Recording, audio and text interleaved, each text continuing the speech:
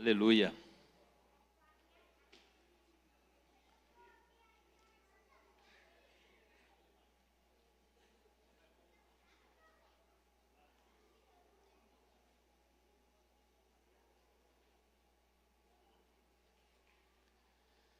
Então, igreja,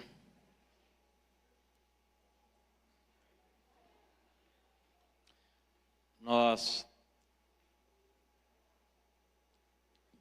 leremos um texto que está na carta aos Romanos, no capítulo 1, do verso 1 ao verso 6. Verso 1 ao verso 6.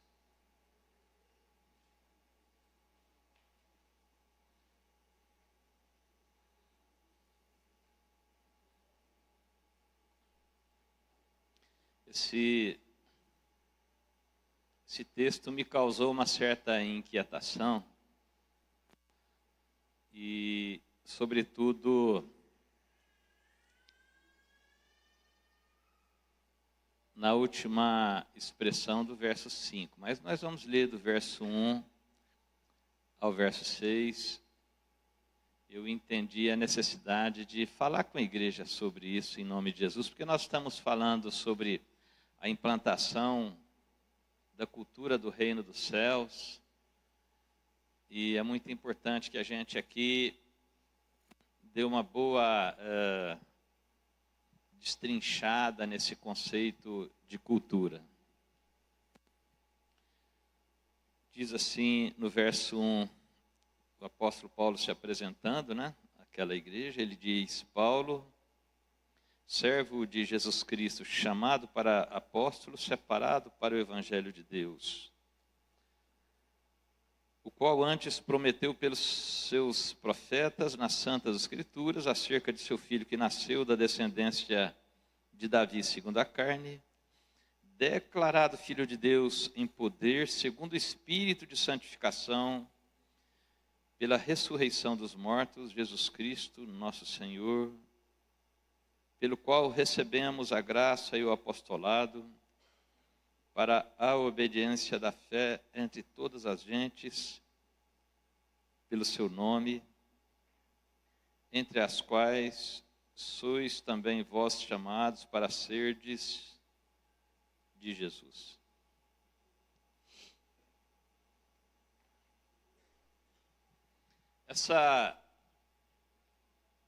Esse texto que nós acabamos de ler,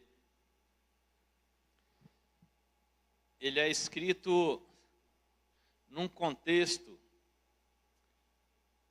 muito parecido com o que algumas nações estão vivenciando, e quiçá também o Brasil. Eu terei o cuidado necessário que um pregador deve ter para não transformar uma mensagem em algo que seja fragilizante. Mas o apóstolo Paulo, ele vive num ambiente que está sendo completamente dominado por um sistema chamado Império Romano.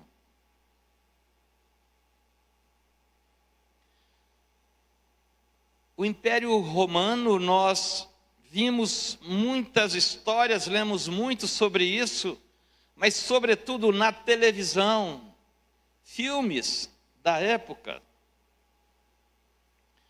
Eles retratam com uma boa fidelidade o que era o conceito de vida naquela época, o sistema, o clima, o contexto, o ambiente daquela época em que o apóstolo Paulo, então, escreve essa carta, já na segunda parte do primeiro século da era cristã. Algum tempo atrás, eu assistindo um desses filmes, eu vi ali representada uma das atitudes daqueles líderes e soldados romanos quando eles chegavam diante dos cristãos com um estandarte na ponta de uma lança. E eles então obrigavam as pessoas a beijarem aquele estandarte, aquela bandeira, e declararem o imperador como o seu próprio Deus. E quem assim não fazia era, no mínimo, muito castigado, se não assassinado. Havia uma repressão, e é importante você perceber o que eu estou querendo dizer para você. Havia uma repressão muito forte sobre todos aqueles que não somente estavam descontentes com aquele sistema, mas que também se manifestavam como tal. Eu estou dizendo isso para vocês, porque isso tem toda a importância, sobretudo nesse versículo 1. As pessoas que se manifestavam, ninguém ousava manifestar. Mas se ousasse, nós percebemos ali no livro de Atos, depois você dá uma olhada, elas eram submetidas a um encarceramento, e por aí vai. O apóstolo Paulo, ele era um homem de coragem, e o mundo precisa de homens de coragem. Nós estamos vivendo um tempo em que os homens estão perdendo a masculinidade. É claro que aqui na comunidade El Shaddai nós não vivenciamos isso, diga amém. Irmãos, e quando eu falo de masculinidade, eu não estou falando de sexualidade, eu estou falando de hombridade, de coragem. Porque na minha época, quando eu era criança e adolescente, o homem que tinha filho com várias mulheres era um homem admirado na sociedade. Mas você que fez os 2 últimos encontros em Caldas Novas, dos casais, você lembra de eu explicar para vocês que procriar não é tão difícil assim. Os irmãos entendem o que eu estou falando? Não, né? Ficou todo mundo em silêncio aí. O que eu estou falando, irmãos, é de coragem. E muitas vezes nós encontramos coragem nas pessoas, hombridade nas pessoas em que nós menos esperamos.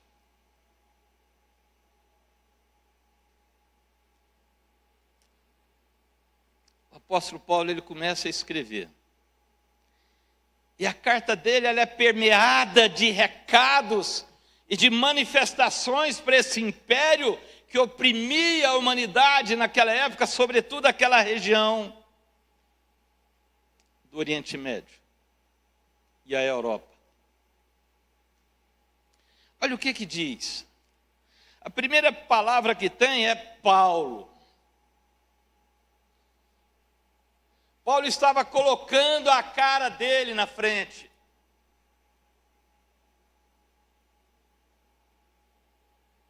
Quando você lê o Evangelho de Lucas, você vê que Evangelho de Lucas, isso, o início do Evangelho de Lucas, e também o início de Atos também, a gente vê que são feitas referências a um homem chamado Teófilo.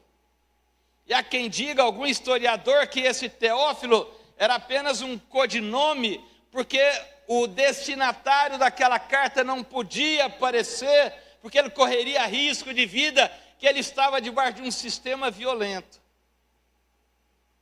Então, isso é uma especulação, amém, irmãos? Histórica. Mas provavelmente Teófilo, porque significa Teófilo é Teófilo, que significa Deus, amigo ou amigo de Deus. Era uma carta que ela tinha um conteúdo, ela precisava chegar, aquela história precisava chegar, mas o autor daquela história, daquele escrito, e não somente ele, mas o destinatário também, ele poderia ser abordado naquele momento, no primeiro século da era cristã, e ser descoberto no WhatsApp dele. Quem está entendendo o que eu estou falando?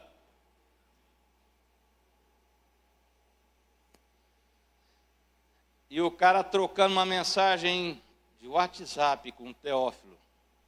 Irmãos, eu acho que... Vamos sair um pouquinho disso aí, amém? Relaxa um pouquinho, respira.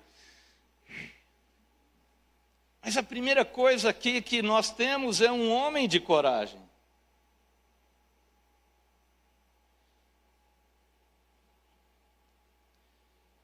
Os irmãos já ouviram contar a história do OX? Não, né? Ninguém. Irmão, já contei essa história umas 30 vezes aqui, ainda bem que vocês esquecem. Mas antigamente, lá na época que o pastor Horácio era criança, tinha os parquinhos e tinha um alto-falante que tocava música. E então as pessoas mandavam um tal do correio elegante. Eu não vou perguntar quem é do correio elegante aqui não, amém? Mas mandavam recados através daquele alto-falante para a pessoa que eventualmente tinha despertado a simpatia, a admiração. E um certo homem, então, mandou um recado muito elegante para uma mulher, e aquilo foi anunciado, então, no alto-falante. Então, o locutor, ele lia todo o texto conforme estava escrito. O cidadão mandou lá uma série de elogios para aquela destinatária, e embaixo ele assinou OX. Então o cidadão falou, olha, esse recado é para fulana, que é linda, maravilhosa, etc, etc, etc, assinado OX. E o locutor leu aquilo e falou, as pessoas ouviram, mas ele ficou intrigado, sabe? No final da festa ele procurou aquele que tinha mandado passar aquele recado, e falou assim, eu não entendi por que você colocou OX, eu não te conheço, mas esse é o seu nome, OX? Ele falou, não, isso quem pediu para mim fazer foi um amigo meu. Só que ele é casado e ele é motorista. Então OX significa Onton Chofer. Era uma forma de ocultar o nome dele, de não aparecer. Mas o apóstolo Paulo aqui, irmãos, ele tem uma coragem de não somente mostrar o nome dele, falar, eu não gostei desse negócio, esse trem não está certo. E demonstrar nossa insatisfação com certo cuidado. Nesse caso aqui, ele foi muito elegante, porque ele não ofendeu ninguém, mas ele se manifestou ao longo dessa carta. Mas ele falou mais além do nome dele. Ele diz assim, olha, Paulo, servo de Jesus Cristo. Irmãos, isso aí é uma coragem inimaginável nos dias de hoje. Que ele não somente falou, é eu que estou escrevendo esse negócio aqui. Mas mais do que isso, eu sirvo a um Deus. Eu tenho um Senhor. E esse Senhor, ele tem sido perseguido por esse sistema, mas eu o servirei. Porque eu sou servo. Quando a Bíblia diz ninguém serve a dois senhores, está dentro de um contexto de Deus e as riquezas. Mas nós, como seres humanos, precisamos manifestar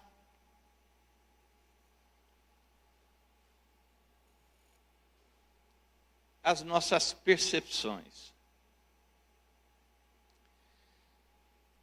De maneira que essa carta chegou a nós por um grande milagre, que o Senhor foi preservando os escritos até que eles chegassem no dia 25 de outubro.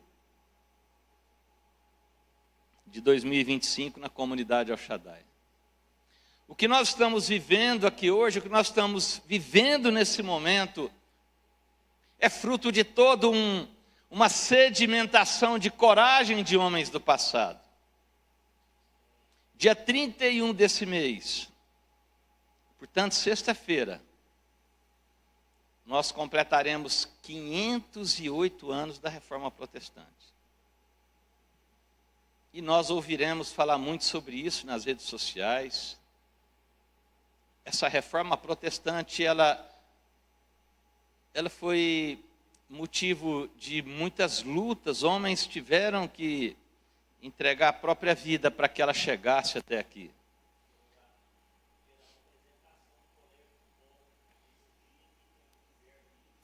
Pastor Carlos está nos lembrando aqui que nesse dia 31 de outubro, o Colégio Foco fará uma apresentação. Que horas, pastor? Você tem notícia do hora?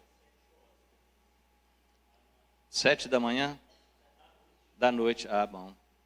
7 horas da noite haverá uma apresentação a respeito disso. Isso, a gente vai colocar aí no grupo de membros da igreja. E, queridos, hoje é 26, né? Está vendo, irmãos? Que perigo que é. Obrigado, viu, bem? Tem que consertar aqui, irmão, porque senão chegar lá em casa o problema é sério, viu? Já vai para casa resolvido já. Amém? Porque a noite é uma criança.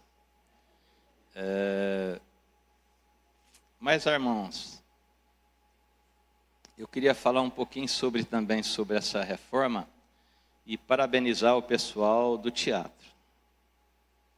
Mostrou com muita clareza esse tema. Porque vocês vão ver aqui comigo o peso que é carregar o nome do Senhor. E nós vamos adiantar um pouquinho aqui. Depois eu quero que você leia com bastante cuidado. Leia a Bíblia assim. Para de ler a Bíblia no celular, irmãos. Compra uma Bíblia dessa aqui. Se você quiser, você pode me procurar no final, que no próximo culto eu trago uma Bíblia de presente para você. Mas é importante demais. Não, eu estou falando sério, viu, irmãos? É importante demais essa reflexão, essa meditação. É muito importante nós lermos um texto e entrarmos nesse texto. Como se a gente estivesse fazendo parte daquele momento que é descrito ali. Porque não é que o apóstolo Paulo pegou uma caneta e fez Paulo, servo de Jesus Cristo, etc, etc, etc. Manda essa para lá. Não é isso, irmãos. Não foi um e-mail passado, não foi um WhatsApp passado.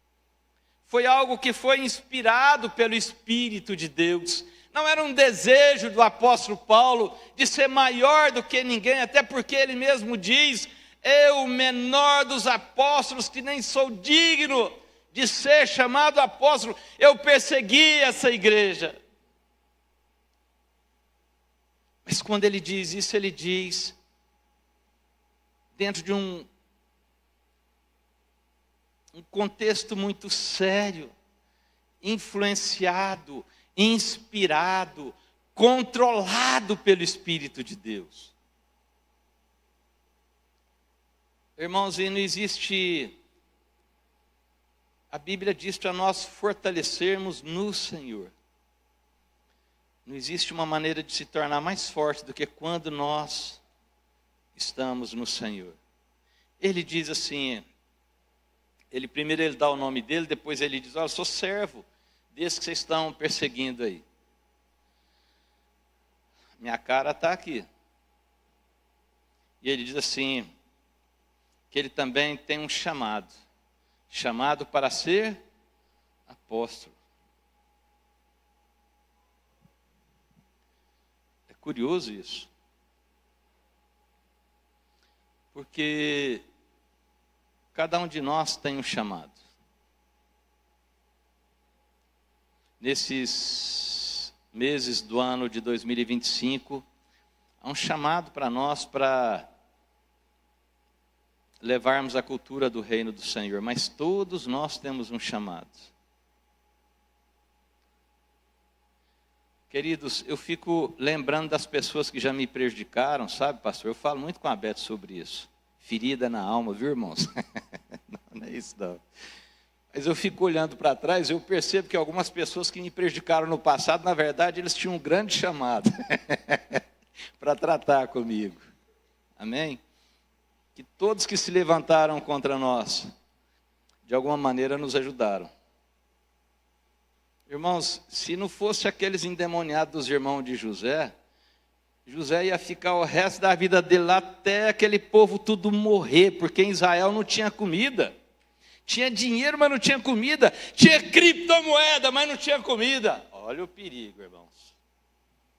Quem que é um dos maiores produtores de alimento do mundo? Brasil. Mas é um chamado.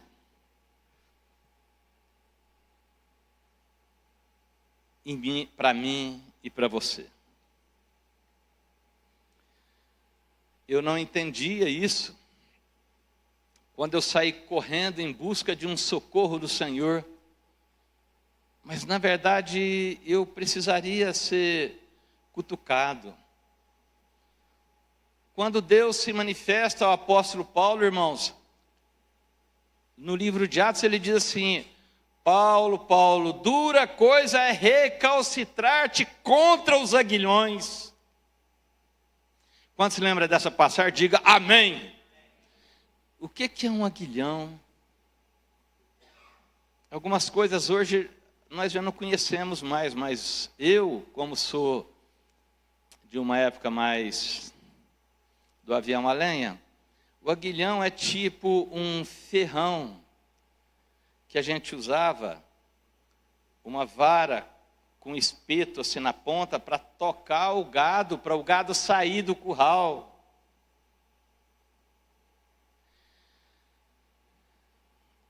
Então, amados, entenda uma coisa: o que você enfrentou para te trazer até aqui, quem sabe uma angústia, quem sabe uma traição, quem sabe uma enfermidade, olha que coisa. Aquilo talvez foi um aguilhão para empurrar eu e você para estarmos aqui. E nós não entendemos isso, até que a gente passe a meditar nas Escrituras Sagradas. Mas ele diz que ele tem um chamado para ser apóstolo, e apóstolo é aquele que vai à frente, é aquele que vai adiante. Não é eu esperar que o meu pastor resolva o problema, mas é eu ir adiante. Quantos entendem isso aí? É óbvio, irmãos. Cuidado com as expressões que às vezes nós usamos assim, meio apressados no púlpito, né? É claro que as decisões que nós tomamos, os caminhos, muitas vezes nós teremos que nos reportar aos nossos líderes. Isso é muito importante, né? Quantas vezes já me recorri ao pastor Carlos, e a outros irmãos aqui também, né? Isso é muito importante. Mas é um chamado para nós, a gente botar a nossa cara na frente. Chamado para ser apóstolo. E aí ele continua o texto. Ele diz assim: separado para o Evangelho de Deus, ou separado para a boa notícia de Deus.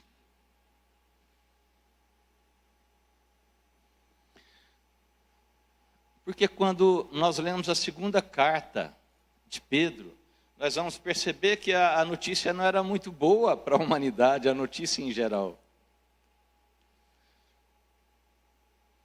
Pedro fala, ele citando algumas coisas sobre o final, ele diz: e os elementos se desfarão em fogo. Mas o apóstolo aqui está dizendo separado para a boa notícia de Deus. Então, para mim e para você tem uma boa notícia. Você pode crer nisso, diga amém nessa manhã. Diga amém de novo, amém, aleluia. E ele está dizendo assim no versículo 2, o qual antes prometeu pelos seus santos profetas, aonde? Nas santas escrituras. Ele está dizendo aqui, olha gente, eu trago aqui agora, eu estou explicando para vocês alguma coisa, mas eu não estou desacreditando a lei e os profetas, pelo contrário, quando nós entramos na lei e nos profetas, nós vimos ali de várias maneiras anunciando o Cristo.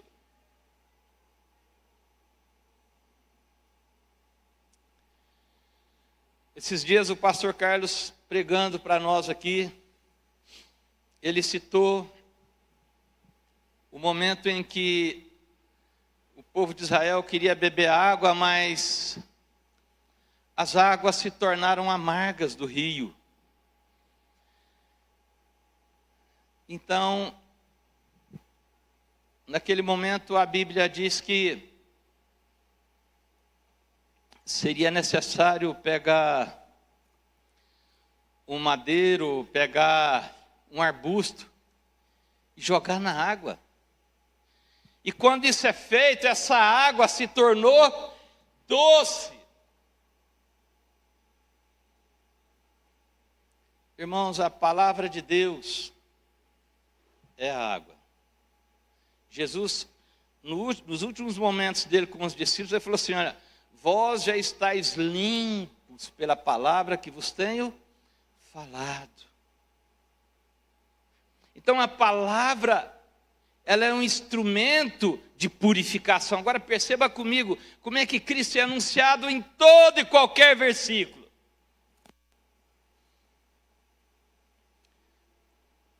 A Bíblia diz, Paulo escrevendo aos Coríntios, porque a letra mata, mas o Espírito vivifica. Quando o apóstolo Paulo fala a letra mata, ele está dizendo da letra da lei. Porque pela lei ninguém será salvo, está em Romanos. Porque é um problema originário em mim e em você, que é a nossa herança em Adão. De tal maneira que a letra, ela é uma palavra, só que ela é uma palavra amarga, porque o próprio apóstolo Paulo diz, o bem que eu quero fazer eu não faço, mas o mal que eu não quero fazer, esse eu faço.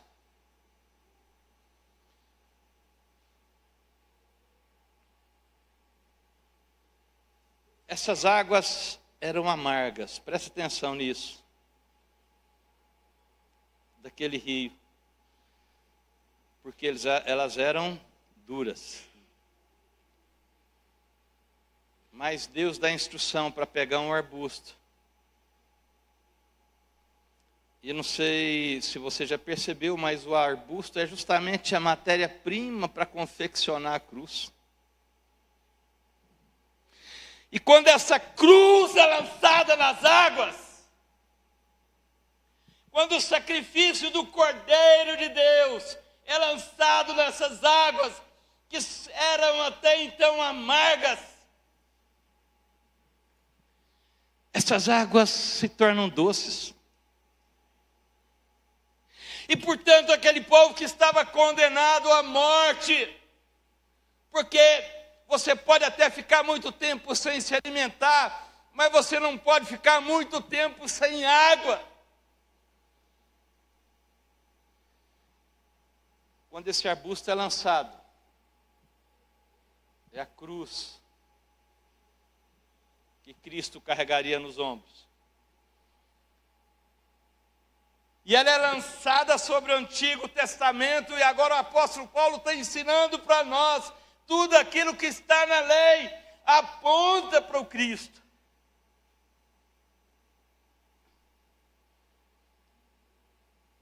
E quando essa cruz vem, e ela cai sobre essas águas,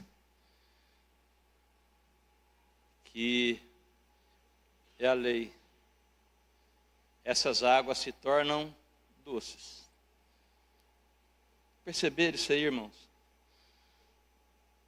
A Bíblia diz que quando o homem transgrediu, ele fez para si vestimentas com folhas de figueira. Mas o Senhor veio e falou assim, não, vamos fazer uma vestimenta com pele. nós temos ali o cordeiro sendo sacrificado.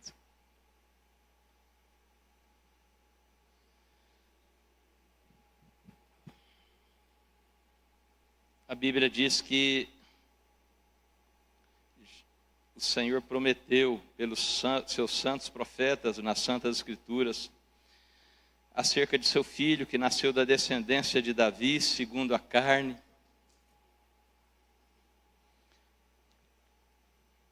Ele está falando da humanidade do Cristo.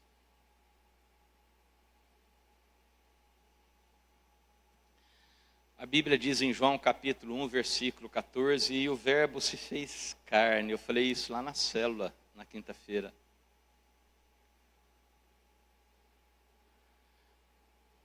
A Bíblia diz em Hebreus que a única maneira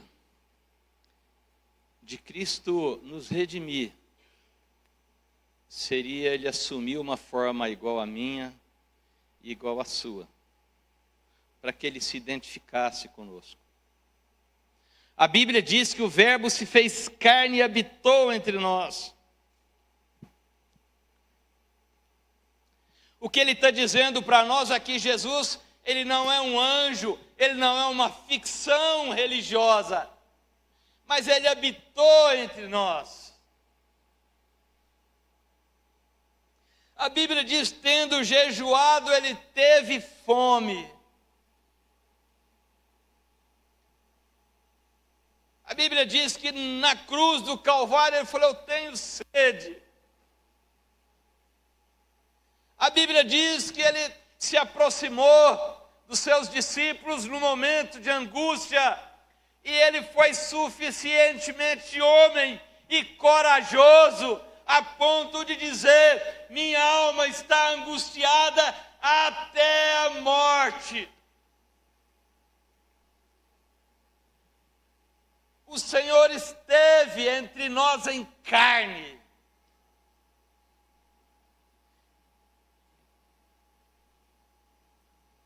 A Bíblia diz em Filipenses que Ele foi reconhecido em figura humana. E é o que Ele está dizendo aqui, acerca de seu filho que nasceu da descendência de Davi, segundo a carne, declarado Filho de Deus, em poder, segundo o Espírito de santificação, pela ressurreição dos mortos, Jesus Cristo, nosso Senhor. Ele repete novamente, ele fala, eu tenho um Senhor.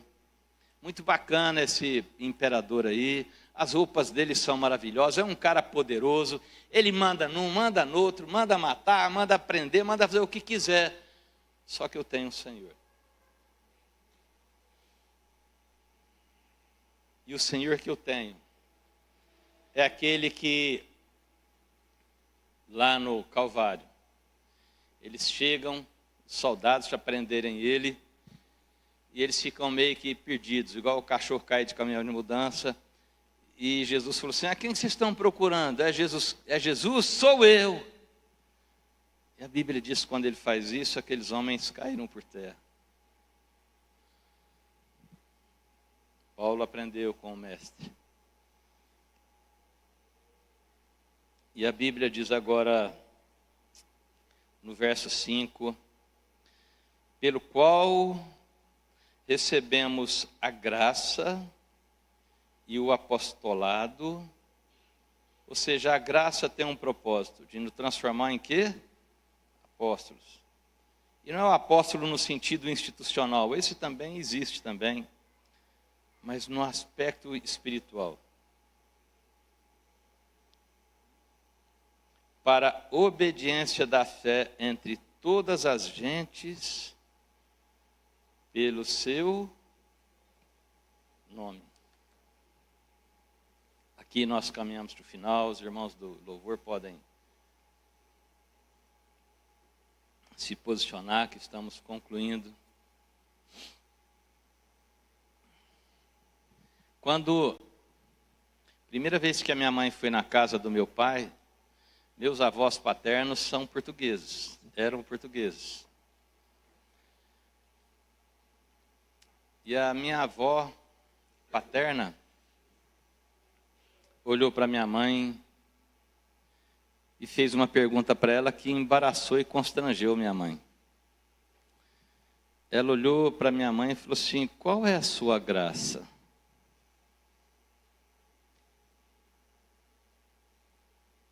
Minha mãe não entendeu. E pouca gente aqui entendeu. Porque ela estava perguntando à minha mãe: qual que é o seu nome?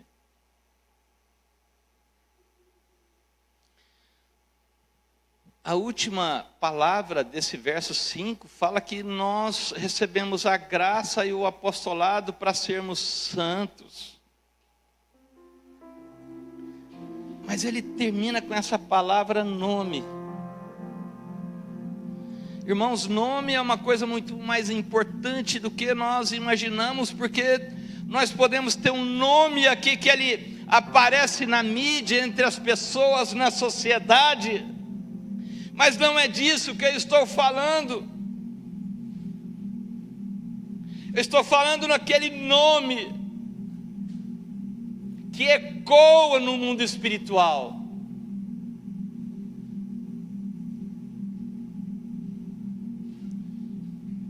Quando Deus cria todos os animais, a Bíblia diz, Gênesis, não sei se é no verso 19 de Gênesis, capítulo 2, que falou para Adão: Adão, você vai colocar nome nesses animais. A Bíblia diz no livro de Gênesis, no capítulo 11, que o homem nunca conseguiu lidar muito bem com o nome, porque ele achava que o nome era algo para que se tornasse pessoa socialmente relevante. E eles falaram: olha, vamos construir uma torre que chegue até os céus e façamos grande o nosso nome. Mas o propósito de Deus para mim e para você não é fazer grande o nosso nome, mas fazer grande o nome daquele que nos chamou do império das trevas para o reino do Filho do seu amor. Esse é o propósito.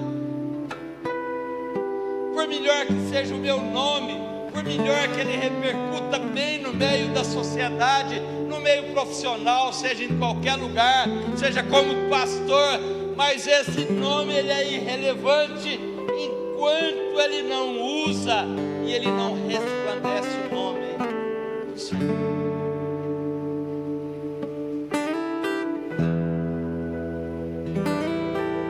A Bíblia conta a história de uma mulher que tinha, acho que se não me engano, 2 moedas. Olha que coisa.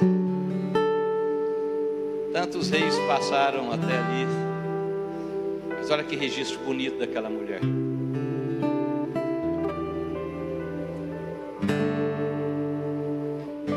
E o propósito e o seu é aprender um pouquinho sobre o meu e o seu nome.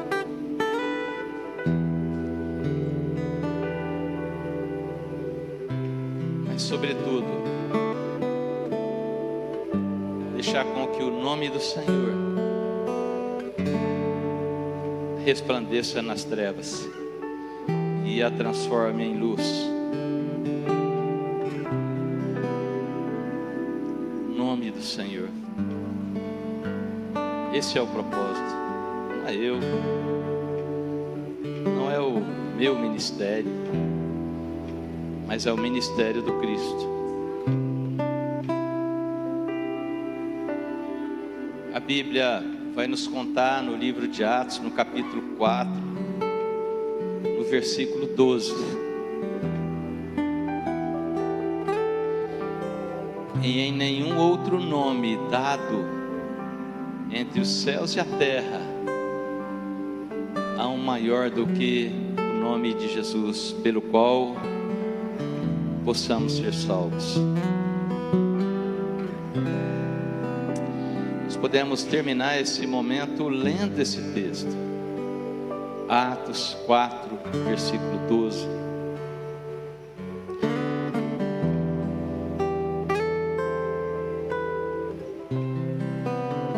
Diz assim: e em nenhum outro há salvação.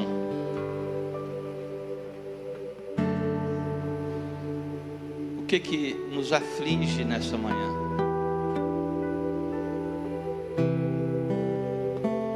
Qual é a minha, a sua demanda? Aquela demanda que nós olhamos e no mundo natural nós não encontramos uma alternativa.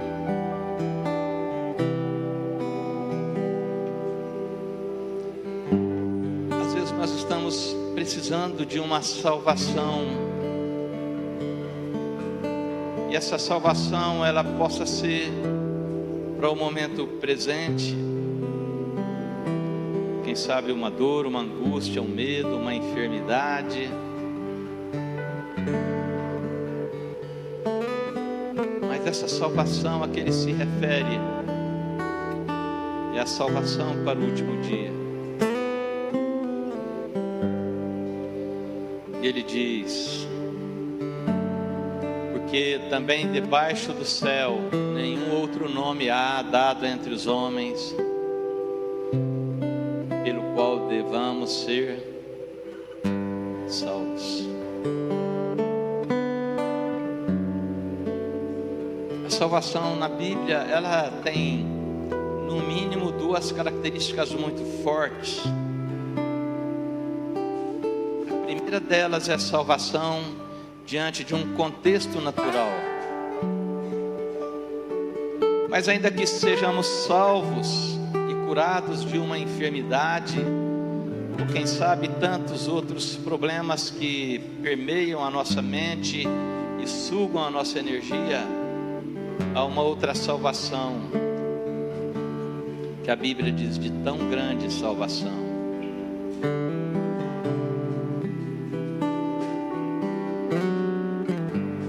Quais são as suas demandas nessa manhã? Se você veio a essa igreja e você deseja uma intervenção dos céus na sua vida, fique de pé. Vamos orar nesse momento.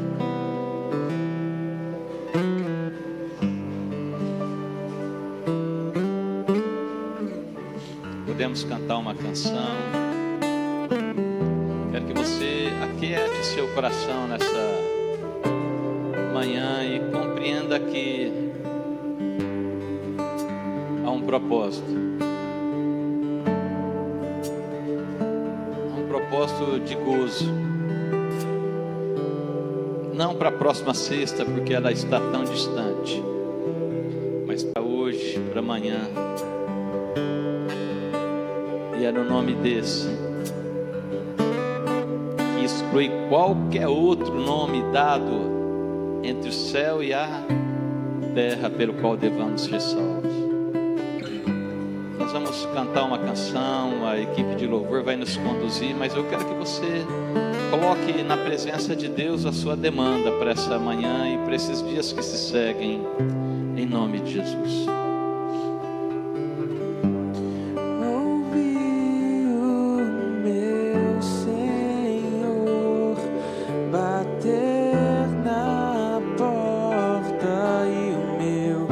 Coração